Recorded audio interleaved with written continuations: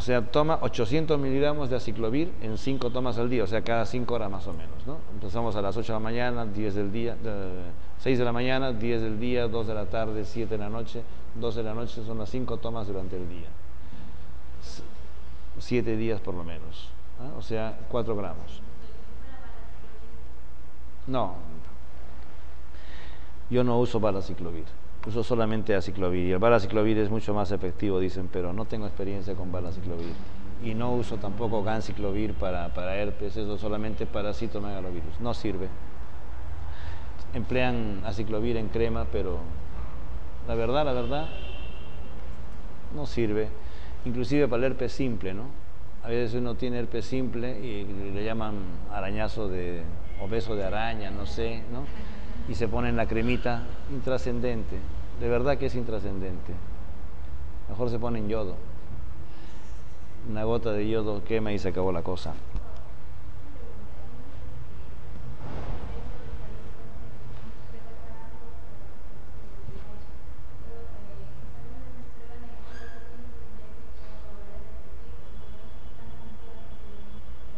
No, si es prueba rápida y sale negativa, se la repiten en media hora con una buena prueba, así que dudan de la veracidad de la prueba, ¿no? Porque lo mejor es hacer una prueba que sea mucho más sensible.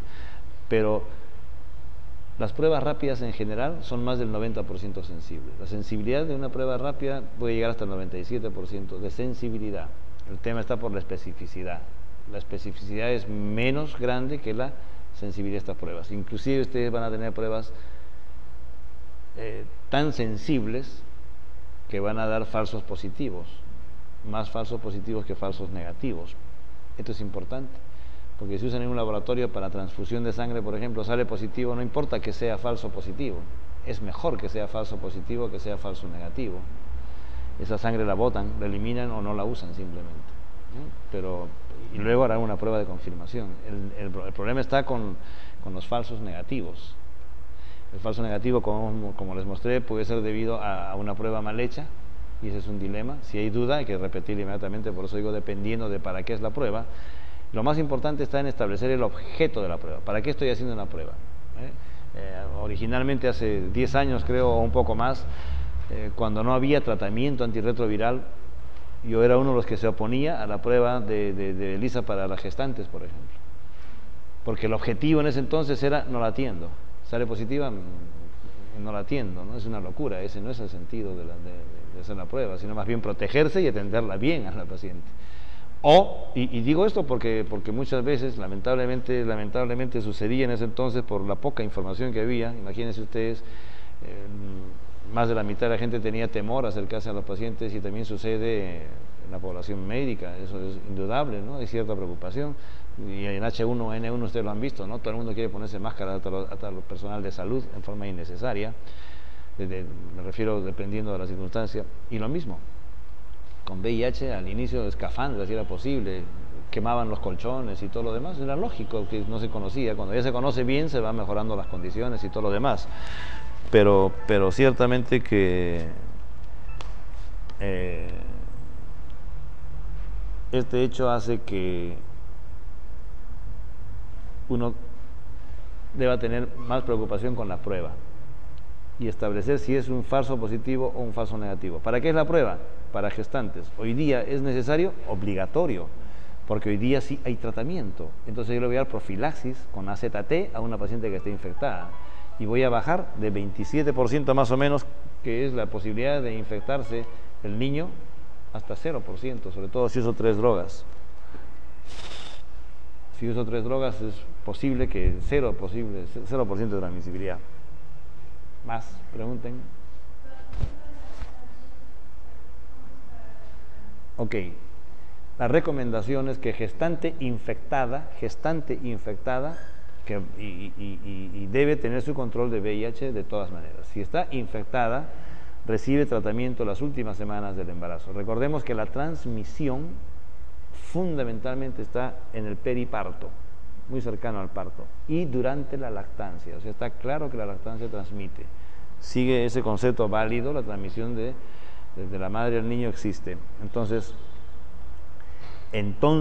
las recomendaciones son cesárea, tratamiento a la madre y no lactancia materna. Por supuesto que hay acá una serie de conceptos que son interesantes, ¿no? Doctor, yo no tengo para comprar leche.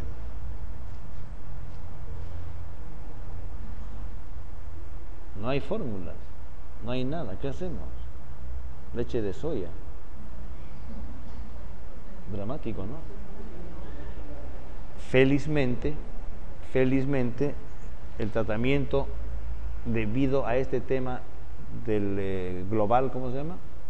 El convenio global, o sea, el apoyo de los países que tienen plata en el planeta, han establecido el programa global que tiene que ver con los países con menos desarrollo y recibe apoyo de estos países para dar tratamiento a los pacientes con VIH. Por esa razón en Perú no solamente hay tratamiento en salud, sino en el MINSA, y por ahora sigue siendo gratuito.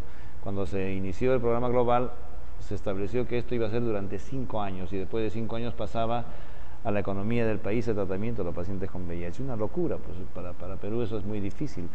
Y por supuesto que ha ido bajando el costo de los medicamentos. Cuando recién iniciamos terapia nosotros en el Hospital Almenara, el año 97 me parece, eran $1.000 mensuales. $1.000 mensuales. Todos los meses. 1.000 el primer mes, 1.000 el segundo y así sucesivamente. O sea, era imposible. Se llegó en algún momento a $100 y luego 100 soles por mes, tratamiento mucho más económico. Sin embargo, siempre hay problemas entre el medicamento de investigación, el famoso medicamento de marca, y los medicamentos genéricos. Y entonces aquí se producen conflictos pues, entre la industria farmacéutica, un grupo de médicos y otro grupo de médicos y la población. Y entonces esto es muy difícil de manejar porque se mete mucho en el cerebro de pacientes, de personas y a veces hasta de los médicos, que el genérico no sirve. Eso es absolutamente falso. Hay genéricos que no sirven, está bien, pero que el genérico no sirve es falso, pues si no, no sucedería lo que sucede en la vida actual. Nuestros pacientes en Almenara, el grueso ya no recibe medicamentos de marca, todos son genéricos, en VIH, y siguen con su virus indetectable. Y aparece un medicamento nuevo, ese es de marca durante un tiempo, pero los laboratorios en este afán de mantener el medicamento, de repente tenían tabletas de 400 o tenían tabletas de 100 y tomaba 4, ¡pum!, sintetizan una de 400 y entra como producto nuevo y nuevamente sigue otros 4 o 5 años sin que haya un genérico. Siempre hay este tema molestoso. Ok, no sé si eso contesta más o menos.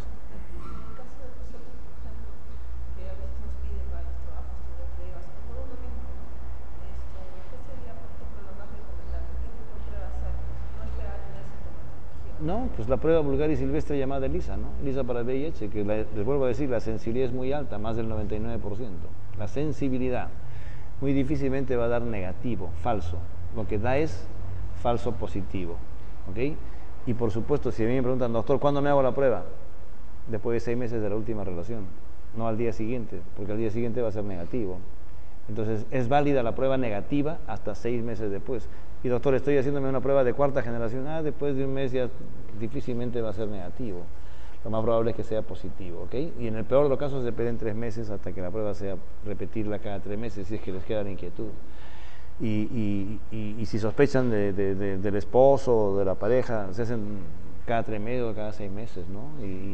Porque pedirle a él va a ser una locura, ¿no? Me dejo entender. Detectan antígenos. La prueba de primera generación, una prueba de ELISA es una prueba de despistaje, ¿no es cierto? ELISA quiere decir inmunoenzimática, es una prueba inmunoenzimática que detecta anticuerpos a través de preparaciones con anticuerpos marcados,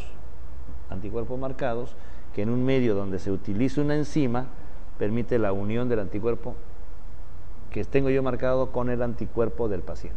Entonces detecta ese anticuerpo, ¿ok? Y sale la prueba positiva. Se pinta y hay un grado de luminosidad que se mide con un aparato en especial y dice positivo o negativo, pero toda la presencia de anticuerpos. Western blot es una prueba que detecta anticuerpos, pero que la forma en la que se hace es a través de una especie de electroforesis, ¿no es cierto? Es una prueba electroforética, una tira de celulosa, si ustedes quieren, donde están los anticuerpos y va detectándolos específicamente, anticuerpo contra A, B, C, D, P24, etc., como dijimos. Esta prueba es absolutamente específica. Si sale positiva, es casi diagnóstico, salvo excepciones, pero inusuales, como las que hemos comentado. Entonces, ¿qué detecta la prueba de ELISA? La prueba de ELISA de primera generación, la que se hizo, como estoy utilizando anticuerpos, entonces lo que se hacía era el antígeno de la prueba, era antígeno viral de virus, vamos, machacado si quieren ustedes, ¿ok? Y ahí, así se obtenía el antígeno para la preparación de la prueba. Primera generación, antígeno viral propiamente dicho. La segunda generación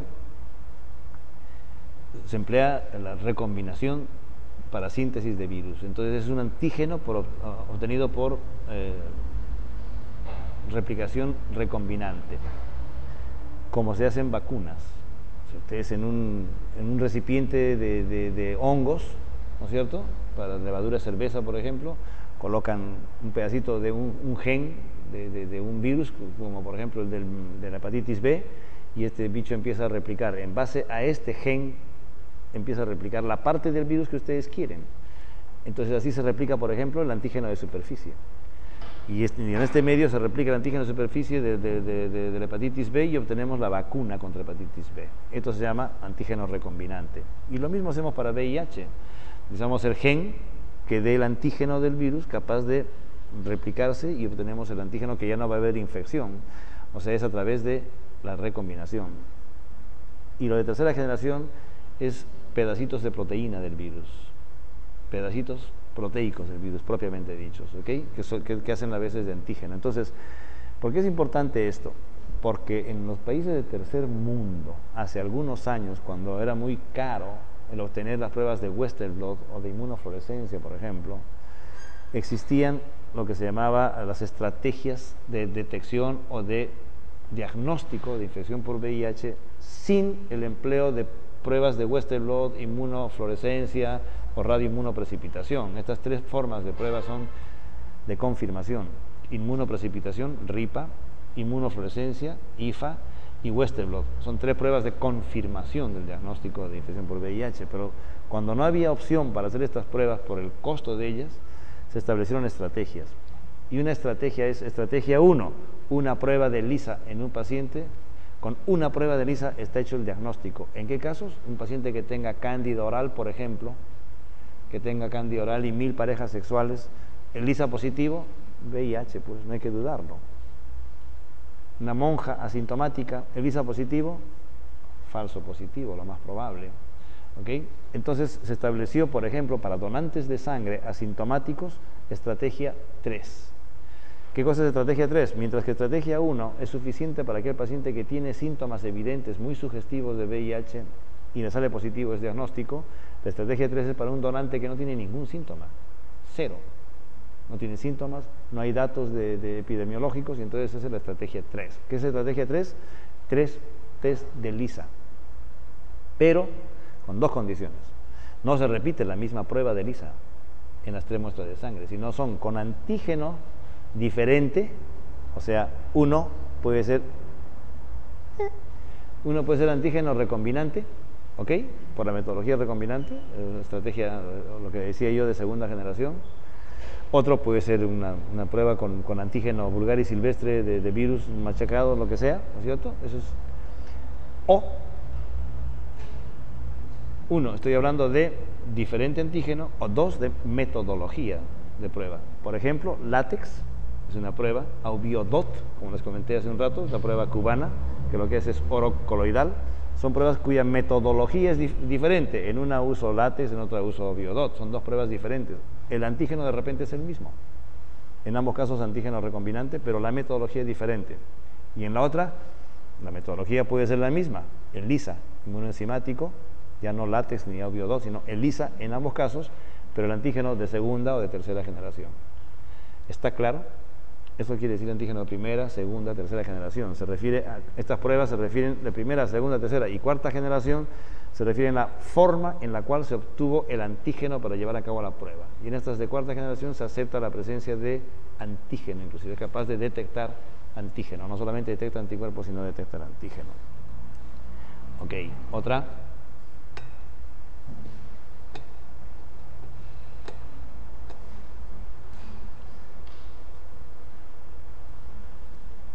esta es una locura. Vamos a correr porque el tiempo que nos queda es corto. Me llaman a cada rato y a ustedes también.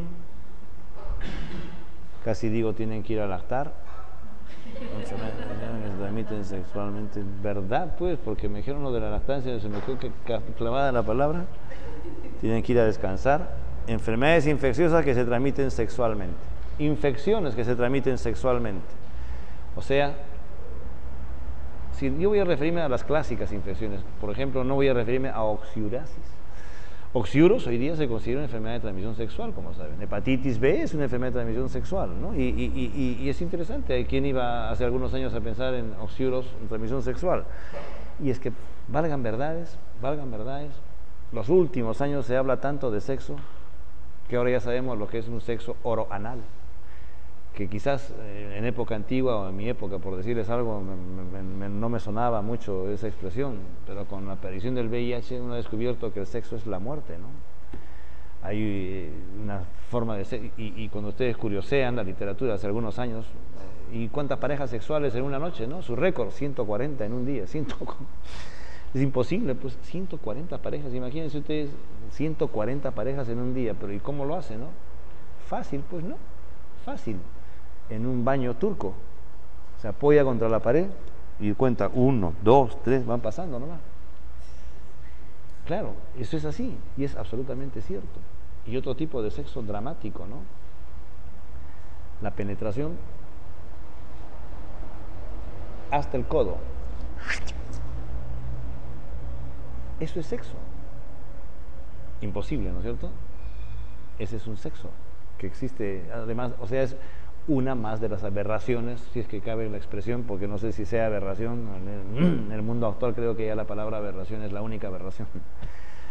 Sucede de todo, y todo pasa, y entonces hoy día hablamos con tanta naturalidad que uno dice sexo oroanal, oxiuro, pues con razón así se comen los oxiuros además de cualquier otra cosa, ¿no? Interesante, interesante, así es. Enfermedades infecciosas que se transmiten sexualmente.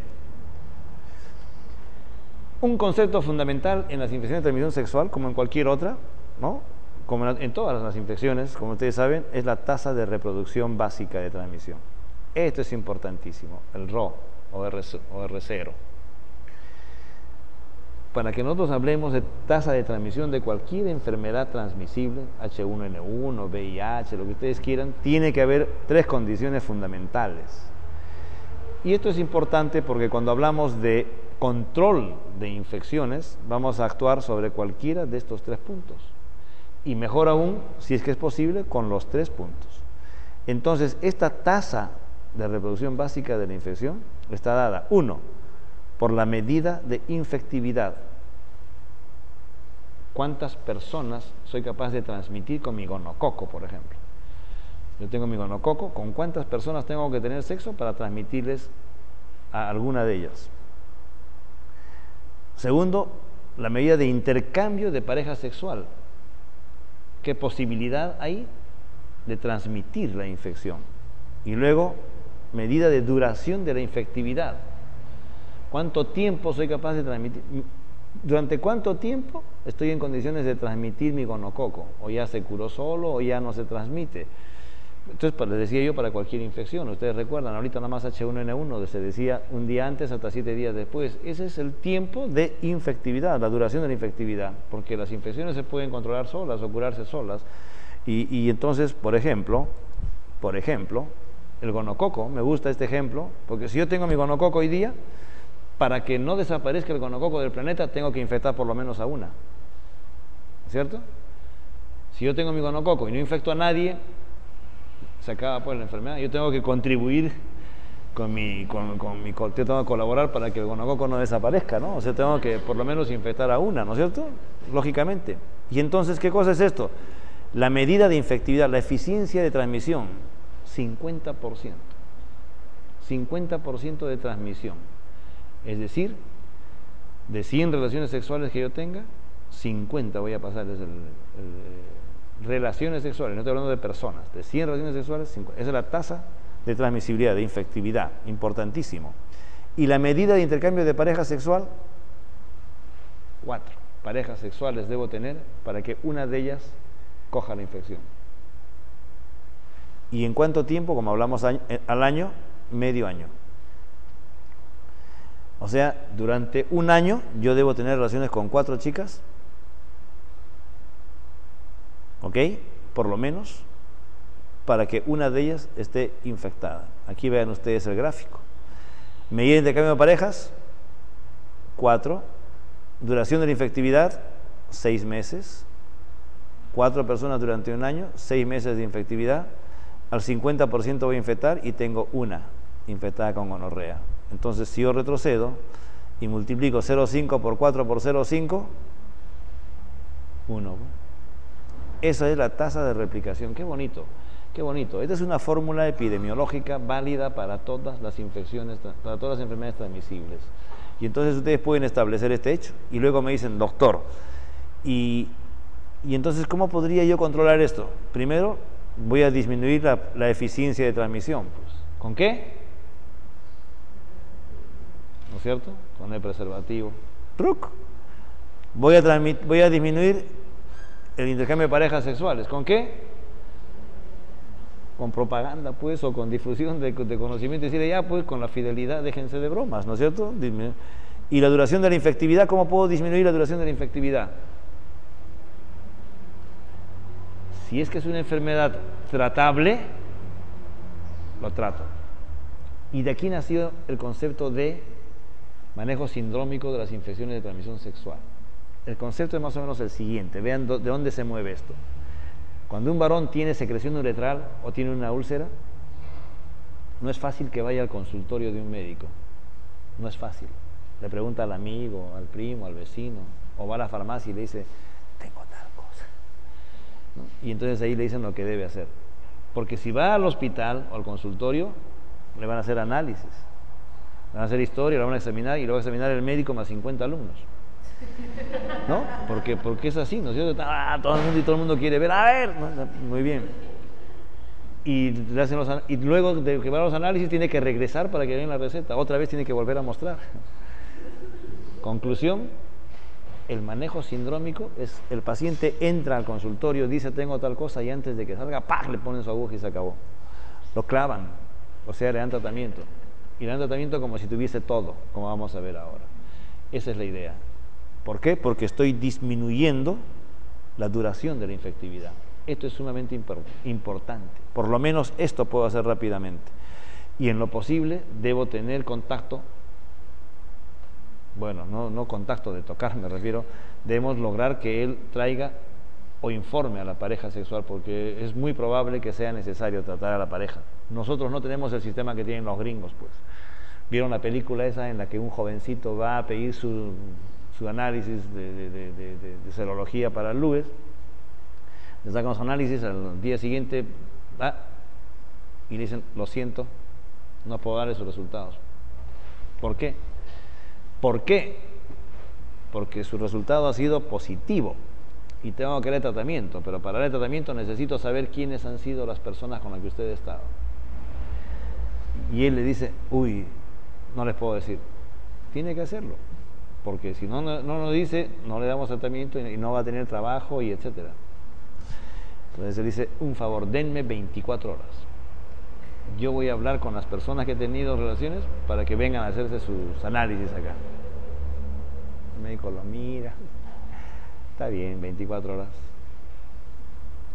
Se va, pasa por Saga y encuentra una de las chicas, la llama, se ve cuando está conversando, hablando, discutiendo, qué sé yo, se retira, llega a un hospital, habla con una enfermera, lo mismo, 5 minutos, 10 minutos de discusión, a una zapatería, 15 minutos, 20 minutos, el hombre al día siguiente va al centro de salud nuevamente y el médico lo espera y le dice, muy bien, han transcurrido 24 horas, ¿cómo es la cosa?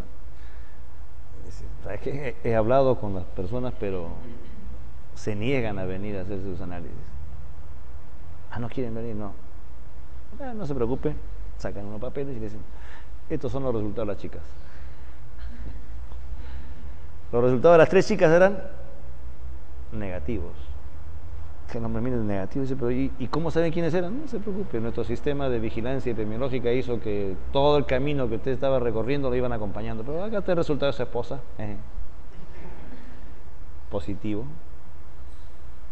Y él dice, pero mi esposa sabe que yo soy positivo, ¿sí? Y sabe de estos 3 análisis que me hicieron.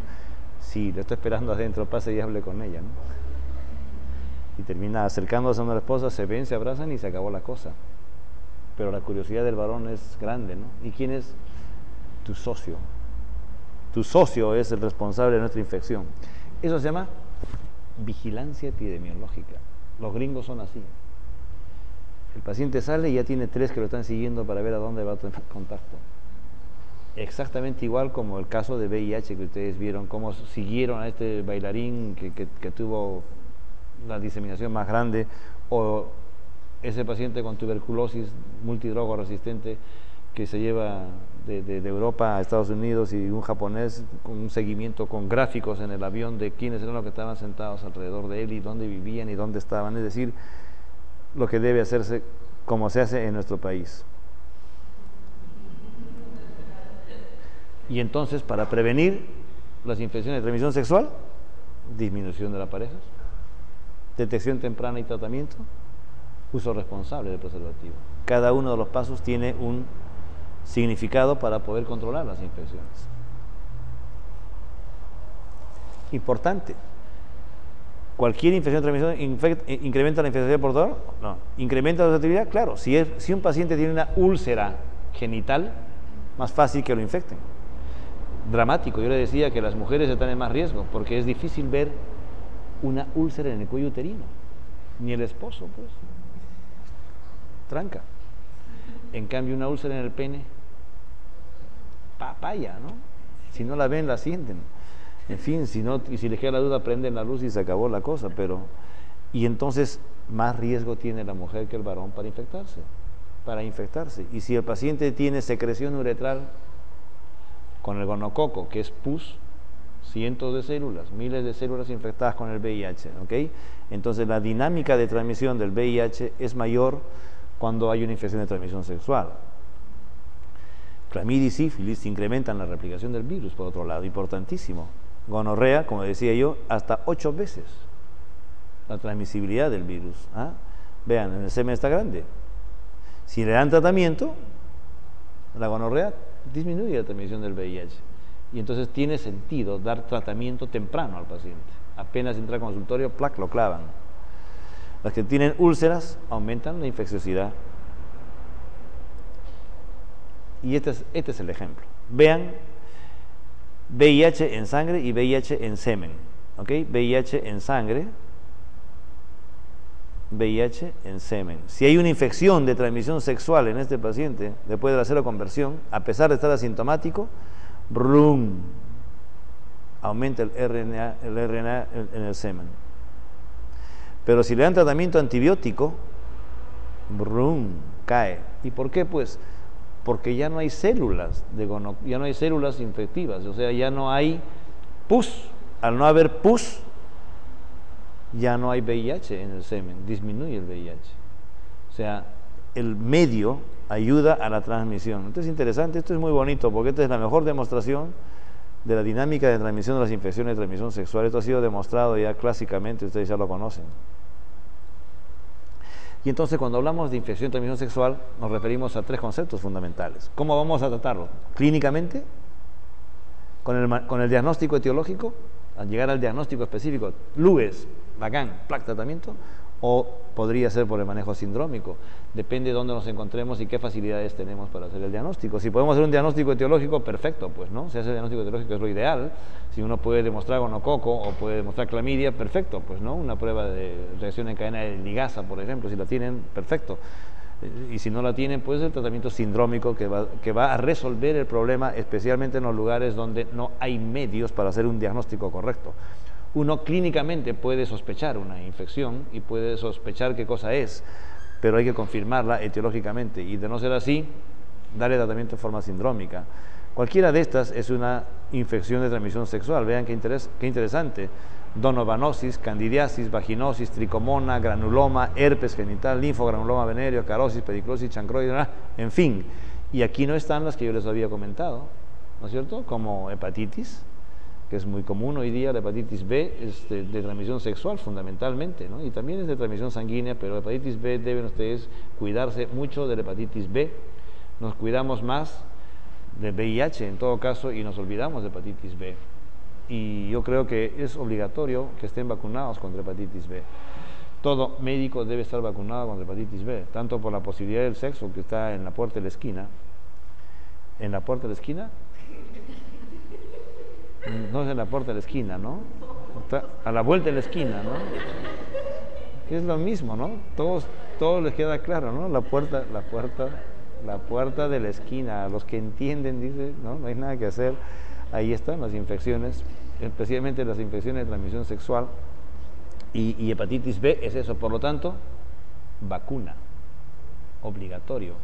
Y los cirujanos tienen que preocuparse mucho por este hecho, porque la transmisión de hepatitis en cirugía es muchísimo más frecuente que por VIH, más de 200 veces más frecuente.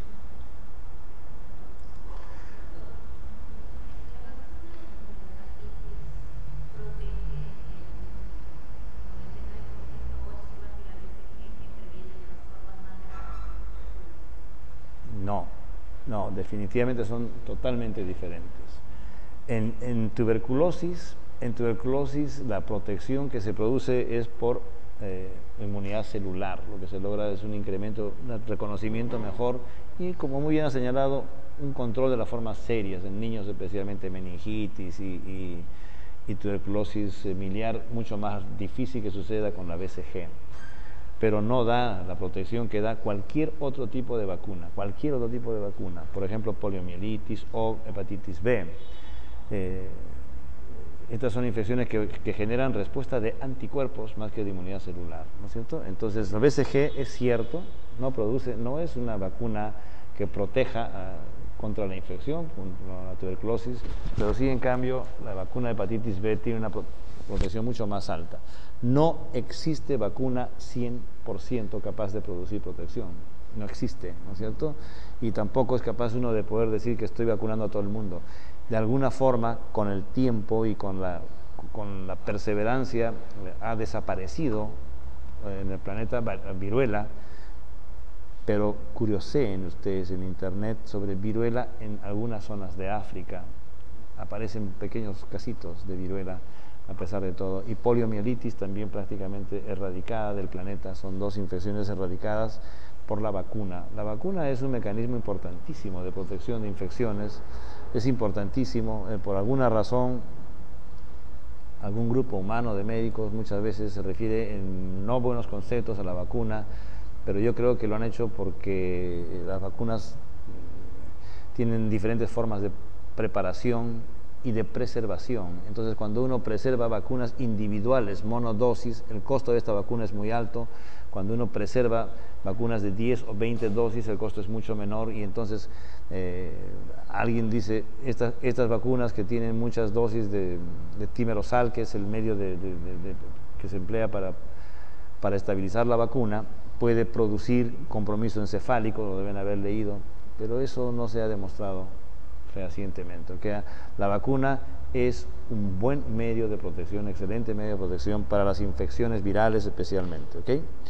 Las infecciones de transmisión sexual, uno clínicamente puede tener una idea de acuerdo a la edad del paciente, pues son inusuales en muy niños, ¿no? Salvo que haya una violación, y un anciano difícilmente va a ser trascendental que tenga una infección, ¿no? O sea, por lo común afecta a gente de edad media de la vida, edad sexual, sexualmente activa. Digo, porque si yo voy a hacer el diagnóstico a un paciente que tiene un ganglio inguinal y es una niña de 2 meses, difícilmente es una infección de transmisión sexual. O sea, ese ganglio tiene otro significado. Si es un paciente de 90 años con un ganglio inguinal, probablemente sea otra la enfermedad, y entonces la edad sí tiene sentido para poder sospechar que es una infección de transmisión sexual, la misma lesión, o sea, el ganglio inguinal. Y la historia sexual fundamental, por supuesto, ¿no? Un conductor de camión, como decimos los marineros, en cada puerto un amor, el conductor de camiones en cada pueblo un amor, ¿no es cierto? o un sexo o algo así, ¿no? Entonces la historia sexual es fundamental. ¿Cuántas parejas sexuales tiene una persona y qué tipo de contacto sexual tiene para poder explicar la transmisión de una determinada enfermedad, una determinada infección? El periodo de incubación, ¿cuándo ha tenido contacto por última vez y cuándo han aparecido los síntomas? Hace un año, doctor, que tuve relaciones y tengo esta úlcera en el pene. Eso no es Lues, pues por ningún motivo va a ser sífilis, ¿no es cierto? Eso probablemente pueda ser un herpes, porque no tiene relación con el contacto sexual que tuvo, sino que el herpes va a reactivarse independientemente del contacto sexual. Y entonces el periodo de incubación, desde el momento que tiene el contacto hasta que aparece, nos hace pensar en qué podría ser la infección, por dónde viaja, qué tipo de residencias, nos ayuda a sospechar que lo que estamos viendo como un bubón inguinal puede o no tratarse de una infección sexual propiamente dicha. Si el paciente toma o no antimicrobianos y si hay algún grado de inmunodepresión es fundamental para poder establecer. Recordemos que los antimicrobianos pueden hacer desaparecer prácticamente una infección aparentemente o tenerla ahí quieta por un momento hasta que reaparece la infección y uno hace mal el diagnóstico. Y también les decía, el modo de inicio y el dolor, prurito, fiebre, adenopatía, ¿qué manifestaciones hay? Es decir, el paciente tiene dolor unos días, dos días de dolor y de repente ¡pum!, aparece el brote, ¿no? Clásico en el herpes. El herpes puede haber un pequeño ardorcito en el glande, si es que es en el glande, o en el prepucio, que es donde más frecuentemente hay herpes, es en el prepucio que en el glande, y luego aparece un racimo de uvas, un racimo, 3, 4 globitos que se revientan y se transforman en una úlcera. El paciente llega con la úlcera, pero la historia de cómo ha sido, el modo de inicio, cuántos días duró esta aparición de la úlcera, si habían globitos o no habían globitos, si eran varios, si había ardor o no había ardor, si había dolor y si hubo fiebre, porque puede haber fiebre, nos ayuda a pensar en esta infección más que en la otra. Si el paciente dice, tengo la úlcera desde el primer momento, no han habido globitos, lo más probable es que sea Lues, y sobre todo si es que hay un ganglio simultáneamente. Y si los bordes son limpiecitos de esta úlcera, sospechamos más en Lues que en un chancroide, por ejemplo, porque en este caso el borde irregular nos hace sospechar la otra enfermedad. Entonces, el modo de inicio, la presencia o no de dolor, en Lues absolutamente indoloro, no hay ningún síntoma, solamente una úlcera limpiecita. Y el paciente, si tiene fiebre, más veces vamos a pensar, por ejemplo, como acabo de decir, inclusive en un herpes. Y la adenopatía inguinal que acompaña a la úlcera de sífilis es más común que una adenopatía que acompañe a herpes. En herpes no hay adenopatía, es una lesión que está en ese lugar sin ninguna adenopatía simultáneamente. Es vesícula, es bula, es úlcera. Si empezó como úlcera desde el primer momento y tiene bordes nítidos o no, cuántas lesiones son, esto es importante, son varias lesiones, varias vesiculitas, como acabo de decir, como un racimo de uvas, eso es clásico, eso sin duda que es herpes. Herpes es una úlcera única de bordes limpios, eso es sífilis, es una úlcera con bordes totalmente irregulares, eso es un chancroide, ¿ok? La base de la úlcera está limpiecita, el borde de la úlcera como es, nos va a caracterizar mejor una que otra infección. Luego, pápulas genitales. Pueden haber pápulas, inclusive algunas con como si fuese un volcán, un molusco contagioso clásico, una pápula con un volcán, o si es que esta es la umbilicación de la pápula, y también algo importantísimo, lesiones verrucosas o lesiones costrosas, como se ve en el linfogranuloma venéreo. Este es el bicho de la sífilis. Y entonces, esta primera parte, en buena cuenta, sería el diagnóstico clínico, las características clínicas del paciente. Y luego tendríamos que hacer el diagnóstico etiológico, ¿no es cierto? Buscando el bicho en inmunofluorescencia, así que posible campo oscuro, o con pruebas serológicas, ¿no? BDRL o un FTA para confirmar. Y uno ve un borde limpio, una úlcera única, más o menos limpiecito, borde adecuado, bacán. Hombre y mujer, vean el borde, limpio, único. Sífilis secundaria. Hay que estar atento, Un paciente VIH mío va a la consulta quejándose de que le pica las manos, ya pues tómate un antihistamínico, ¿no? Ni por acá. Torpeza mía, ¿no? Recordar que los pacientes con VIH es muy probable que puedan tener algún otro tipo de infección sexual. Y él tuvo Lues hace mucho tiempo, pero no se me ocurre. Después de 3 días regresa nuevamente y ya tiene hasta en el rostro. A ver, otra vez las palmas de las manos clásicas. Facie leonina, un clásico cuadro de sífilis secundaria. Lo hospitalizamos y le dimos tratamiento, por supuesto, preferiblemente endovenoso, y descartar que tenga además compromiso neurológico, es importantísimo. El compromiso neurológico, o sea, la neurosífilis requiere tratamiento parenteral con penicilina G-sódica, 12 a 24 millones por día, a diferencia de la sífilis primaria que basta 1.200.000 o 2.400.000 intramuscular 1 o 2 semanas, dependiendo si el paciente tiene o no tiene VIH. Ahí está el cuadro clásico de la sífilis secundaria en las palmas y las plantas de los pies.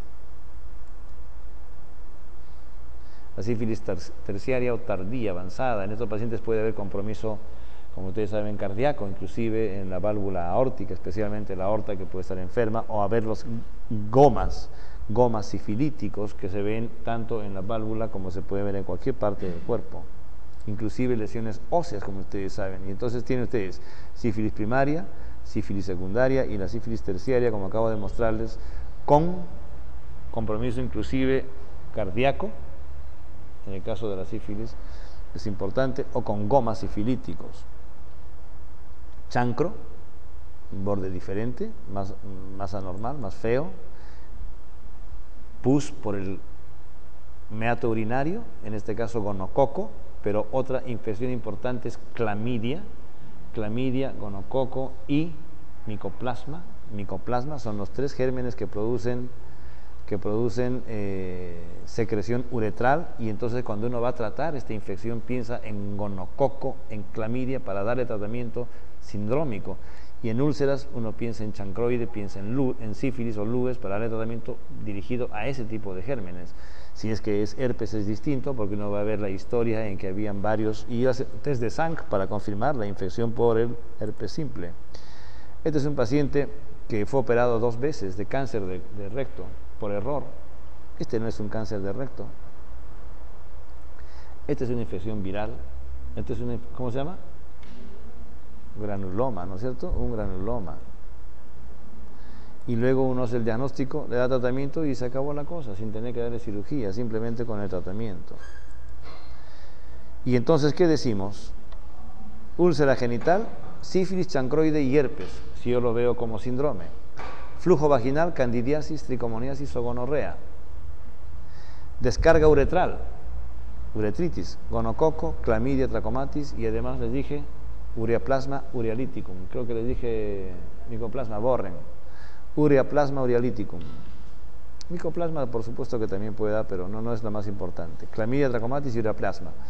Dolor abdominal, gonococo, clamidia también y vaginosis bacteriana, esto especialmente en damas, por supuesto, y el famoso bubón inguinal, que es el linfogranuloma venéreo.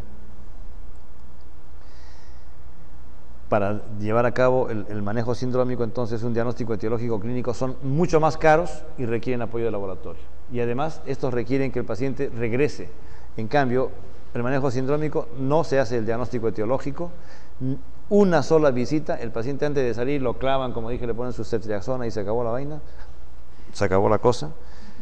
Este manejo sindrómico está basado en el reconocimiento de los síntomas y signos comunes. O sea, úlcera, por ejemplo, es un signo común. Secreción uretral, signo común. Eso quiere decir síntomas y signos comunes. Y está dirigido hacia causantes de cada síndrome.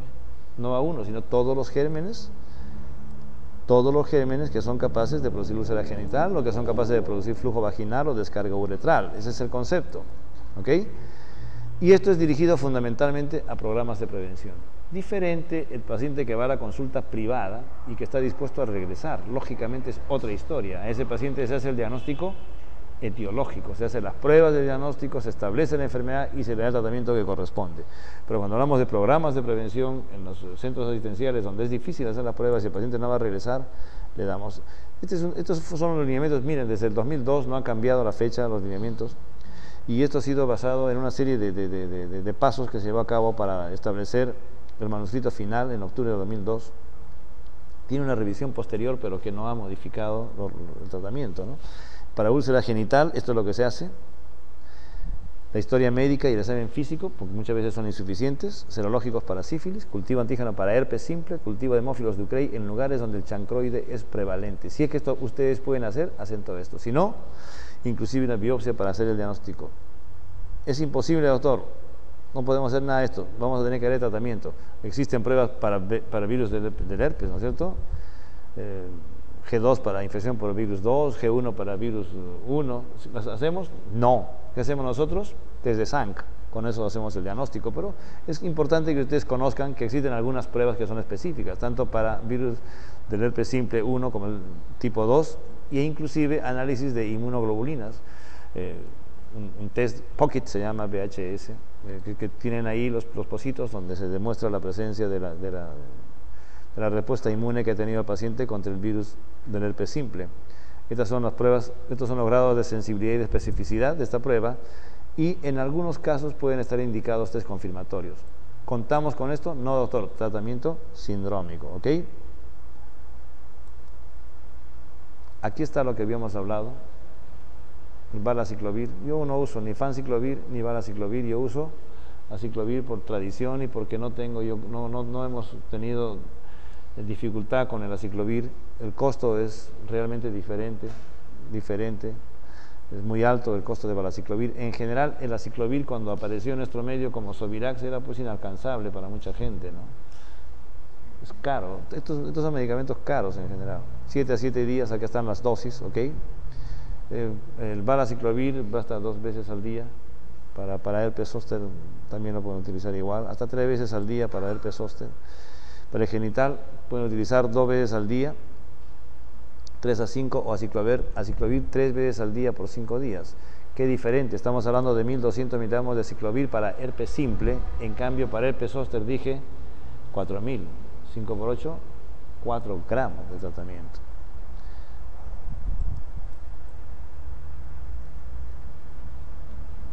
Tratamiento diario con aciclovir o fanciclovir, diario, 2 veces al día, post-herpes. Qué interesante, doctor. ¿Y qué herpes debemos tratar? ¿El primero que sale, el segundo, el tercero, cuando es frecuente, cuando no es frecuente, o todos los herpes deben tratarse? En realidad, el herpes se controla solo. La más de las veces no requiere tratamiento, pero si un paciente repite 3 o 4 veces al año, es mejor darle tratamiento para disminuir las veces que se va a producir el herpes. Probablemente no desaparezca, vuelva a presentarse, pero ya no 4 veces al año, sino 1 cada 2 años o 3 años, probablemente.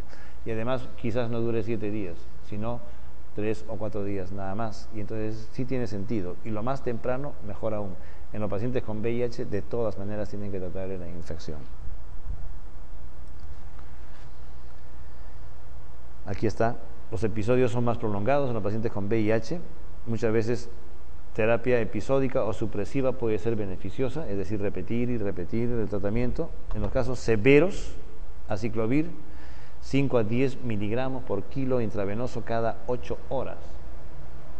¿Ok? Pero herpes severo, herpes simple. Y hemos tenido pacientes con herpes simple anal, que es insoportable para los pacientes, muy doloroso. Muy doloroso. Herpes genital, aciclovir 403 veces al día. Valaciclovir 1 gramo 2 veces al día, 5 a 10 días en pacientes con VIH. O sea, no es más, la diferencia es simplemente hasta 10 días de tratamiento, si es que hay alguna diferencia. Y la dosis es la misma, 1.2 gramos por día. Sin embargo, si no tolera, hay que darle por vía endovenosa en la dosis que he mencionado. Dosis supresivas, 400 2 veces al día puede ser suficiente. Y esto puede ser por tiempo mucho más largo. Todo depende de cuánto tiempo también está uno observando la lesión que tiene el paciente. Puede mantener la lesión 1 o 2 semanas inusualmente. Y le decía yo, está descrita la resistencia a antivirales. Nosotros no hemos tenido necesidad de utilizar algo diferente al aciclovir. Yo no tengo experiencia con valaciclovir ni con fanciclovir. Esto es utilizable, valaciclovir, fanciclovir o inclusive otro tipo de drogas como el Foscarnet. El Foscarnet para pacientes que son resistentes a los derivados del valaciclovir o del aciclovir. Gestación, dilema. Si la infección es en el primer trimestre, no hay datos de que haya algún compromiso con el niño. No hay problema. Si la infección es producida en el último trimestre, o mejor aún, si la madre tiene herpes en el momento del nacimiento del bebé, esto sí es de riesgo, especialmente el herpes ocular. El riesgo de admisión al neonato es 30-50%. cuando la infección es cerca al parto, pero lo más importante es tener cuidado con la infección ocular.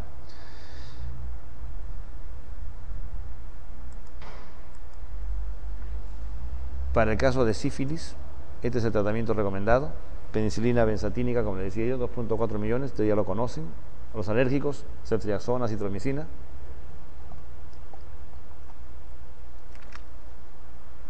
Y entonces, ¿qué pasa? ¿Qué pasa? Cuando nosotros decimos un paciente que tiene esta lesión, lo clavamos con ceftriaxona, con esto matamos no solamente sífilis, sino también chancroide.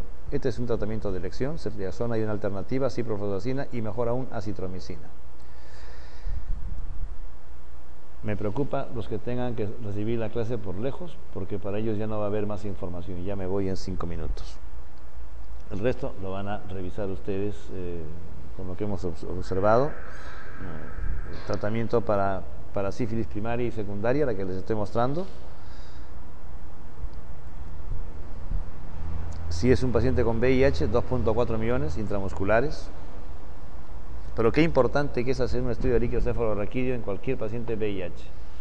Y para sífilis, como ustedes saben, la prueba es un FTA absorción para confirmar un BDRL positivo.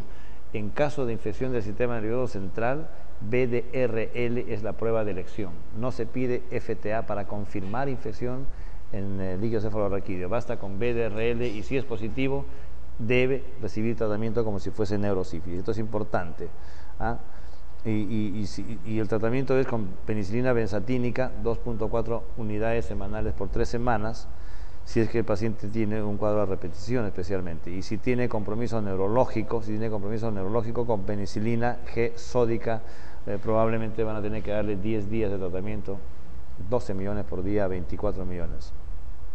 Cuando el paciente tiene sífilis latente, o sea, desde que apareció la úlcera hasta cuando vuelvan a aparecer síntomas, toda esa sífilis latente sin ningún síntoma, pero con serología positiva, ustedes dan 2.4 millones, 3 dosis semanal. Hoy día 2.4 millones simultáneamente, en una semana 2.4 y en la tercera semana 2.4 millones, cuando el paciente no tiene síntomas, no tiene úlcera y sobre todo tiene serología positiva.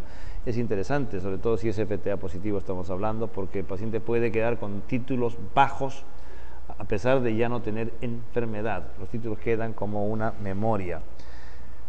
Si es alérgico a penicilina, 28 días con doxiciclina o tetraciclina, quiere decir esto. Qué interesante, importantísimo. Yo les decía, no solamente tienen que tratar al paciente, sino también a la pareja, ¿no es cierto? Y en pacientes que tienen sífilis latente, importante, recuerden, les decía yo, el análisis de líquido cefalorraquídeo. Si es que hay síntomas neurológicos u oftálmicos, es habitual, ustedes recuerdan, tienen que ver si es que acomoda la pupila, si es que hay reflejo de acomodación, si hay que reflejo de la luz. Entonces, la pupila de Argyll Robinson, como ustedes le llaman, que el paciente puede no tener, el paciente reacciona pero no se acomoda. Como ustedes saben, es el paciente que no hay reflejo de acomodación, pero sí reflejo a la luz. Este es un signo que puede ser achacado a neurosífilis. Y por supuesto, le decía yo, aortitis, gomas, iritis pueden formar parte de una enfermedad terciaria. Y entonces, cuando uno está en sífilis latente, tiene que establecer bien si ya hay síntomas o no hay síntomas para definir si va a dar tratamiento.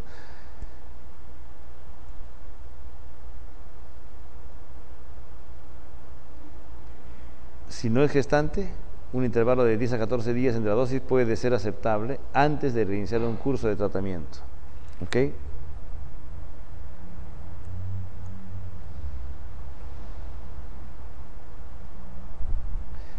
Test no treponémicos a los 6, 12 y 24 meses para ver cómo cae el título, porque puede no negativizar. Lo que estamos haciendo son pruebas no treponémicas, o sea, es suficiente con BDRL después de haber hecho un diagnóstico adecuado y darle tratamiento.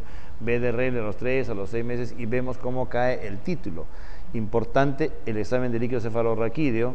Si el paciente tiene un título que aumenta y si el título siempre no treponémico es más de 1/32 o no declina después de 12-24 meses, el paciente debe ser retratado nuevamente si es que no ha declinado el título en el líquido cefalorraquídeo. Yo les decía, la prueba de elección para neurosífilis es Prueba no treponémica, pregunta de examen todos los años. El título debe declinar máximo en 24 meses. Si es que no ha declinado o se mantiene por encima de 1/32 o igual a 1/32, el BDRL, nuevamente debe ser tratado. Se da retratamiento a los pacientes que tienen título que incrementa, que se mantiene por 1/32 o que duran mucho más de 24 meses. ¿Cómo evaluamos la respuesta? Con el líquido cefalorraquídeo antes y después. Ha caído, perfecto. La prueba serológica a los 6, 12, 18 y 24 meses, y si hay o no hay síntomas adicionales al aumento del título. Si es que esto sucede, se repite el líquido cefalorraquídeo y se da tratamiento de todas maneras.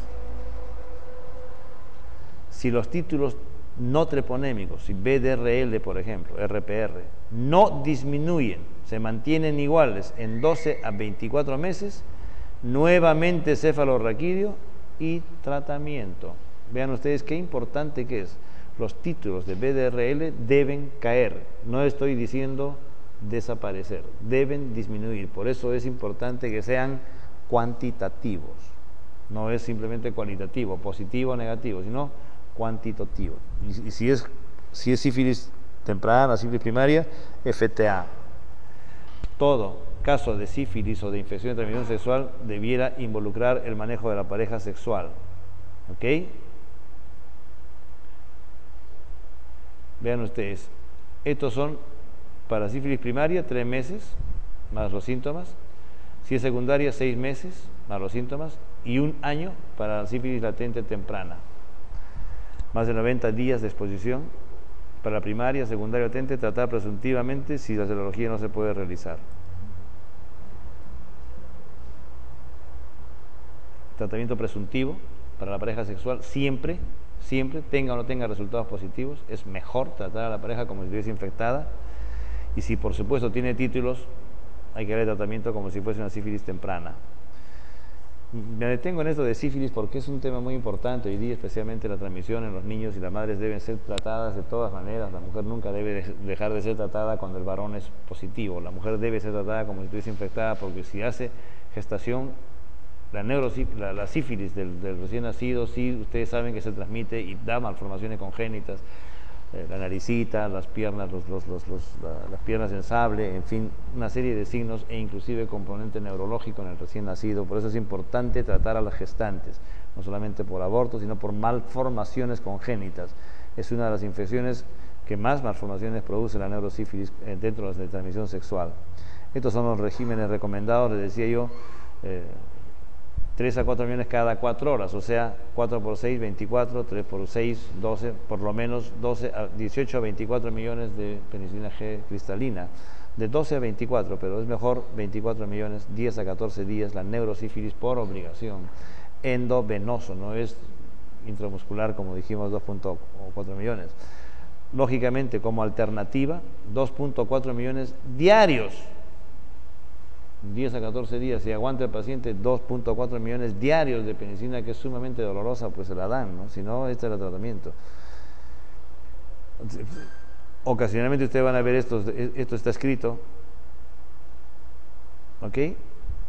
2.4 millones durante 3 semanas, y luego duración de tratamiento comparable con la sífilis latente. Si el paciente es alérgico a la penicilina, ceftriaxona. No hay otro tratamiento. Ceftriaxona pasa muy bien la barrera hematoencefálica, como ustedes saben, 2 gramos diarios por 10 a 14 días, ya sea intramuscular o endovenoso.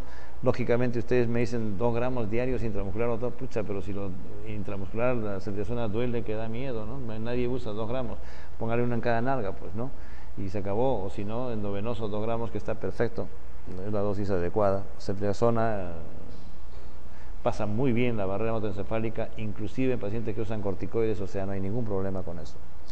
La cefalosporina, quizás la primera cefalosporina que se demostró que se podía dar tratamiento de meningitis usando corticoides. Desde ese entonces, de que aparece la cefalosporina de 3ª generación, es que las meningitis agudas inclusive se tratan con corticoides. Uno, cuando hace una punción lumbar, puede encontrar una pleocitosis 80, 100, 200 células, probablemente más mononucleares, ¿no es cierto?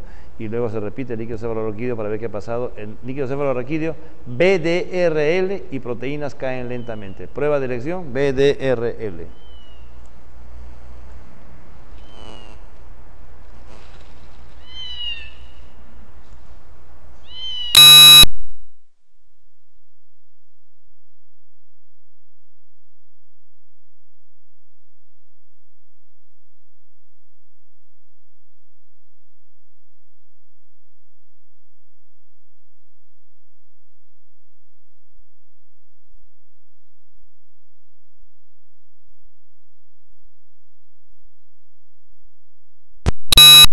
Ok, considerar el tratamiento si el recuento celular no ha disminuido en 6 meses o si el líquido cefalorraquídeo sigue siendo anormal en 2 años.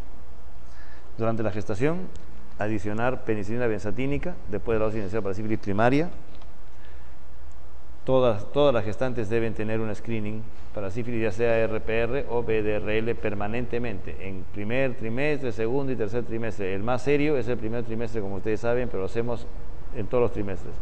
Y se trata de acuerdo al estadio de la sífilis, si es una infección primaria o si es temprana o si es más bien después de 9 meses de la infección.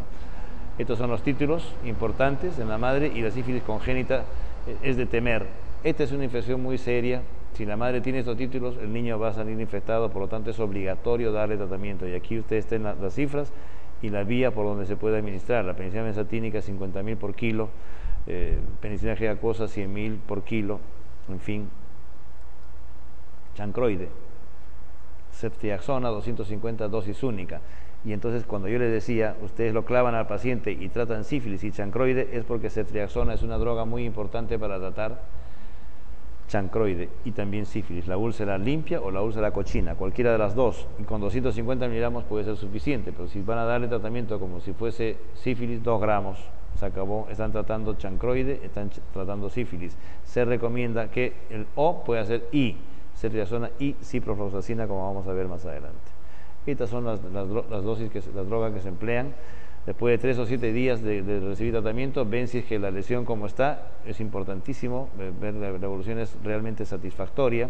Si se requiere nuevo tratamiento hay que repetir. Si no hay el tiempo requerido, depende del tamaño de la úlcera. Cuanto más grande la úlcera, más tiempo va a demorar, lógicamente, ¿no es cierto? Si el diagnóstico es incorrecto, no mejora, pues. Si el diagnóstico mejora, ¿no es cierto? Y si el paciente no cumple con el tratamiento, no mejora.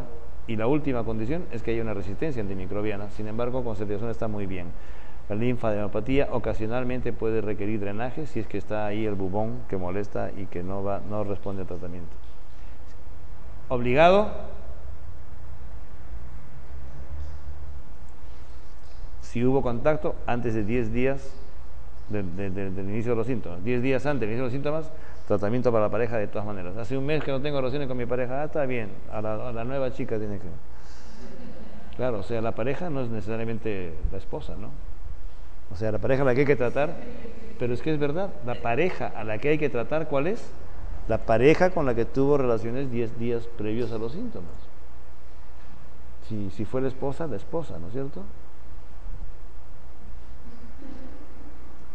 O el esposo. Linfogranuloma venéreo, y aquí muere, ya me cansé. Este es el bubón inguinal clásico, ¿no es cierto? Usted va a encontrar diagnóstico diferencial con otras infecciones que no necesariamente son de transmisión sexual, Brucela inclusive,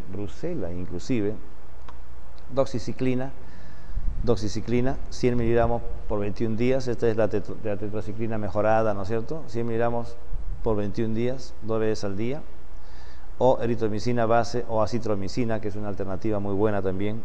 La eritromicina puede ir bien 2 veces al día, acitromicina 1 vez al día, y eritro 4 veces por día, 21 días. Acitromicina 1 vez, 3 dosis. No, yo uso para este tipo de infección, para el linfogranuloma venéreo, solamente manejado con doxiciclina, el 100 de los pacientes que hemos tenido que ver alguna vez. No me gusta eritromicina porque no me gusta, seguramente será buena, y menos aún acitromicina. O sea, si me preguntan, yo recomiendo doxiciclina de todas maneras, pero las alternativas son estas en pacientes que tienen alergia, por supuesto, porque doxiciclina mejor que la tetraciclina, no pinta los dientes, no produce enfermedad hepática y se absorbe muy bien la doxiciclina, no se quela como la tetraciclina con la leche. Pueden tomar doxiciclina con leche y no pasa nada, tetraciclina en cambio no. 3 semanas de tratamiento y se acabó. Ciprofloxacina, y entonces ahora sí entendía yo por qué le daban ceftriaxona y ciprofloxacina. ¿Por qué? Porque cuando hay un granuloma inguinal y con o sin úlcera, o el paciente que tiene úlcera y bubón, le dan ceftriaxona y le dan ciprofloxacina para tratar las 2 infecciones de transmisión sexual sin ningún problema. 3 semanas de tratamiento está bien. Y doctor, ¿qué hacemos con las uretritis? Ya no hablemos del bubón inguinal ni tampoco hablemos de la úlcera, hablemos de las uretritis, que son gonococo, clamidia o ureaplasma. En estos casos, con la descarga purulenta o mucopurulenta, independientemente de como cuando uno habla de la secreción vaginal, también esto es importante, pueden ustedes hacer un grande de la secreción uretral. Si lo pueden hacer, enhorabuena. Si tiene más de 5 leucocitos, te dicen, no hay nada que hacer, esta es una infección, bastan 5 leucocitos, vean qué interesante, ¿no? Pueden hacer la prueba de esterasa positiva, está bien, si no, tratamiento empírico, en aquellos con alto riesgo y altas posibilidades de no retornar. El paciente que no va a regresar, tratamiento empírico. Si es no gonocócica, acitromicina o doxiciclina. Pero y si es gonocócica, doctor, ya veremos. Una alternativa a la acitromicina o a la doxiciclina, yo siempre doxiciclina porque es mejor para mí, 7 días. Eritromicina, nunca he utilizado floxacina ni levofloxacina, eritromicina sí, en algún caso, y vean que acitromicina con una dosis única de 1 gramo es un excelente tratamiento, pero yo no creo en tratamientos de 1 día ni de 3 días con acitromicina. Debe ser bueno, estoy seguro que debe ser bueno, si no, no estaría recomendado. Prueben pues con sus pacientes. Si regresa es que ha sido insuficiente, ¿no? Y van a terminar dándoles doxiciclina. Uretritis recurrente o persistente, ese paciente que hay que hacerle un masaje prostático muchas veces y va a salir la secreción uretral. Estos pacientes requieren tratamiento más largo, muchas veces hay que retratarlos. Hay signos objetivos de uretritis, o sea, hay secreción uretral. Siempre el tratamiento debe ser con el régimen inicial, sobre todo si es que hubo reexposición o el paciente no cumplió adecuadamente con el tratamiento. Si cumplió con el tratamiento adecuadamente y es la misma infección, no una reinfección, en este caso hay que cambiar de esquema porque seguramente se hizo resistente. Si es que es posible, un cultivo uretral, si es que pueden en el medio tener paratricomonas, mejor. Los que tienen síntomas persistentes sin signos de uretritis es un dilema. No se conoce un tratamiento efectivo. Yo he usado hasta rifampicina asociada a ciprofloxacina y un colega nuestro precisamente tiene este problema de uretritis recurrente que no tiene nada que ver con que tenga relaciones por todo sitio, porque la verdad es que es más fiel que él mismo y tiene sin embargo ahí una molestia persistente, ¿no? En esos casos uno tiene que hacer uso combinado de drogas, y con rifampicina hemos tenido buenos resultados, rifampicina más doxiciclina por largo tiempo. Clamidia trachomatis, así que ya, se acabó. Muy bien, ha sido un placer estar con ustedes, espero que no tengan preguntas, pero me están llamando desesperadamente y otro día nos vemos. Chao.